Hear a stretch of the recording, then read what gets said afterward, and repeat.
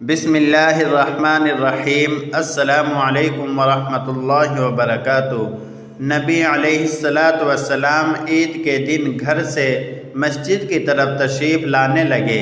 راستے میں آپ صلی اللہ علیہ وسلم نے کچھ بچوں کو کھیلتے دیکھا۔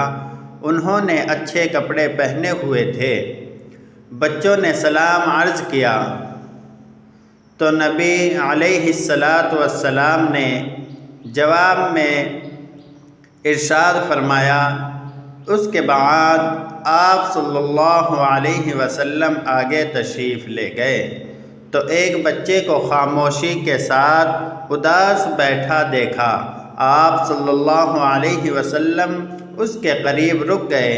آپ صلی اللہ علیہ وسلم نے اس بچے سے پوچھا، کیا تمہیں کیا ہوا ہے؟ تم اداس اور پریشان نظر آ رہے ہو۔ اس نے رو کر کہا، اے اللہ کے محبوب صلی اللہ علیہ وسلم، میں یتیم ہوں۔ میرے سر پر باپ کا سایہ نہیں ہے جو میرے لیے کپڑے لا دیتے۔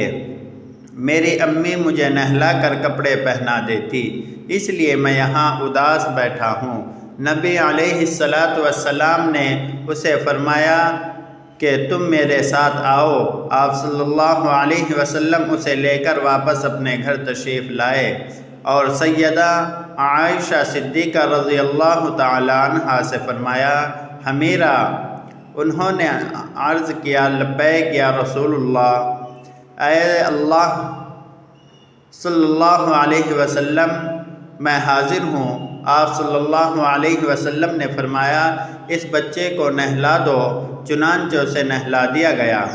اتنے میں نبی کریم صلی اللہ علیہ وسلم نے اپنی چادر کے 2 ٹکڑے کر دیے۔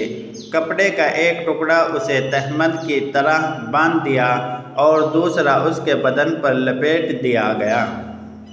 پھر اس کے سر پر تیل لگا کر کنگھی کی گئی، حتیٰ کہ جب وہ بچہ تیار ہو گیا اور نبی علیہ السلام کے ساتھ چلنے لگا تو نبی علیہ السلام نیچے بیٹھ گئے اور اس بچے کو فرمایا، آج تو پیدل چل کر مسجد نہیں جائے گا بلکہ میرے نبوت والے کندھوں پر سوار ہو کر جائے گا۔ نبی علیہ السلام نے اس بچے کو کندھوں پر سوار کر لیا اور اسی حالت میں اسے گلی میں تشریف لائے جہاں یہ کھیل رہے تھے۔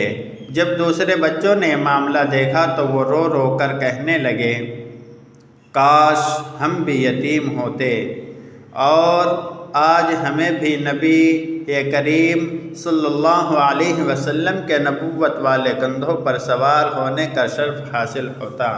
سبحان اللہ۔ نبی علیہ السلام جب مسجد میں تشریف لائے تو آپ صلی اللہ علیہ وسلم ممبر پر بیٹھ گئے تو وہ بچہ نیچے بیٹھنے لگا تو آپ علیہ السلام نے اسے اشارہ کر کے فرمایا، آج تم زمین پر نہیں بیٹھو گے۔